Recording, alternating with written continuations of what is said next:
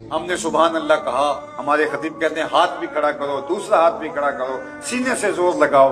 हमने सारी रात जो है वो शोरो गुल भी किया और कहा कि हाँ हाँ, लेकिन सुबह हम दुकान पे बैठे तो ये यहाँ से जो बात सुनी थी यही छोड़ गए। जो नमाज पढ़ी थी वो नमाज मस्जिद में छोड़ के आ गए, जिस तरह टोपी छोड़ के आ जाते हैं। मस्जिद से टोपी ली और वापस मस्जिद में छोड़ के आ गए। नमाज पढ़ी तो वो नमाज भी मस्जिद में छोड़ के आ गए। अल्लाह कुरान में फरमाता है फवैलुल लिल मुसल्लीन अल्लज़ीना हुम अन सलातिहिम साहून। खराबी है उन नमाजियों के लिए जो अपनी नमाजों को भूल गए हैं। अगर जो नमाज में पढ़ा था वो दुकान पे भी याद होता, जो सजदे में कहा था वो मसनद के ऊपर बैठे हुए अफसर को याद होता, तो कभी ऐसा ना होता कि ये मुल्क का ये हाल होता। ये हाहाकार मची है, ये लूट मार का बाजार गर्म है, ये लोगों की बोटियां नोच रहे हैं, ये लोगों का खून निचोड़ रहे हैं, रिश्वत का बाजार गर्म है, भाई भाई का गला काट रहा है, दुश्मनियां हैं कि फैलती चली जा रही हैं, मुआशरा है कि एक दूसरे को चाट रहा है, हमसाया हमसाये का दुश्मन है।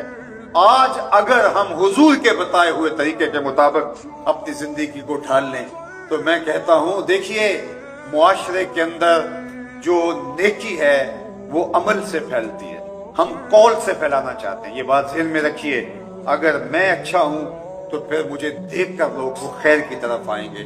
तो मेरे सामने जितने लोग मौजूद हैं, अभी आपसे पहले मैं पत्तों की में था, एक दिन में 40 या 50 हजार लोगों से मैं मुखातबत करता हूँ, तो मैं अपने आप से भी कहता हूँ कि तुम्हें हक अदा करना चाहिए, और दोस्तों को भी कहता हूँ कि मैं कोई ऐसी पॉपुलर तकरीर करके आपको खुश करके सरशार करके चला जाऊं तो मैं अपने ज़मीर के ऊपर बोझ महसूस करूंगा, और मैं सिर्फ आपको राजी करूं और मैं आपको झंझोड़ करके उस अमल की तरफ तवज्जो ना दिलाऊं जिस मकसद के लिए अल्लाह के महबूब तशरीफ लाए थे। मिलाद मनाने वालों, मिलाद के मकसद को समझो। रसूल क्यों तशरीफ लाए थे? लोगों को किताब भी सिखाएं, हिकमत भी सिखाएं, लोगों के अंदर भी सुथरे करें, अंदर भी पाकीज़ा करें। तो अल्लाह ताला जल्ला शानहू का ये निज़ाम है, जब कोई खुद बदलना नहीं चाहता तो अल्लाह ताला जल्ला शानहू भी उसको नहीं बदलता। अल्लाह ताला ने आज तक उस कौम की हालत नहीं बदली जो खुद बदलना न चाहे। जो खुद बदलना चाहे अल्लाह उनके लिए असबाब पैदा कर दे।